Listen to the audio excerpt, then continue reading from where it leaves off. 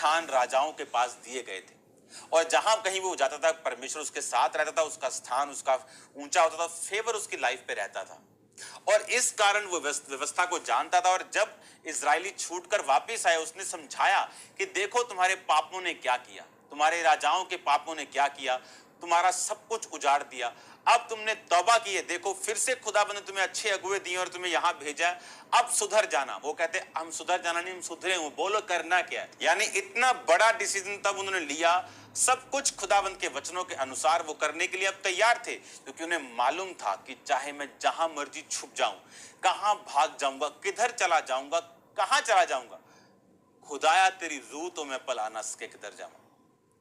कहां भागेंगे उसकी रूह से, उसके वर्ड से, किधर जाएंगे। हम अपनी मर्जी कर सकते हैं, अपने पाप पे, अपने घमंड पे, अपने व्यभिचार, अपनी चोरियों पे खड़े रह सकते हैं, पर इसका असर 100% होगा, इसके कॉन्सिक्वेंसेस, इसके असर होंगे। पाप माफ खुदाबंद कर देगा जब आप माफी मांगेंगे, लेकिन इसका असर होगा। 38 साल के लोग बोला जा तेरे पाप माफ हुए, तेरे पाप माफ हो गए, अब फिर से पाप ना करना, ऐसा ना हो इससे भारी मुसीबत तुझ पे आए। इसका मतलब उस मुसीबत का कारण पाप था।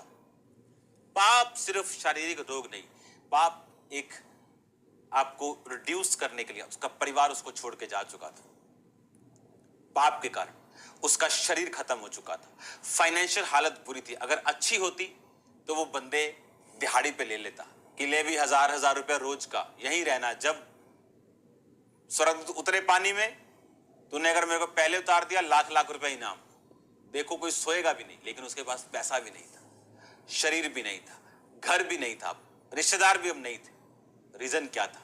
पाप। परमेश्वर ने कहा फिर से पाप मत करना, ऐसा ना। उससे भारी मुसीबत और क्या हो सकती, उससे भारी मुसीबत पाप, और क्या हो, उससे भारी तकलीफ और क्या हो सकती? क्या उससे भारी कुछ हो सकता है? हाँ हो सकता है। अभी मुड़ आना है वापिस। पाप में गिर गए, अब गधों की तरह गिरे ही फिर रहे हैं हर जगह।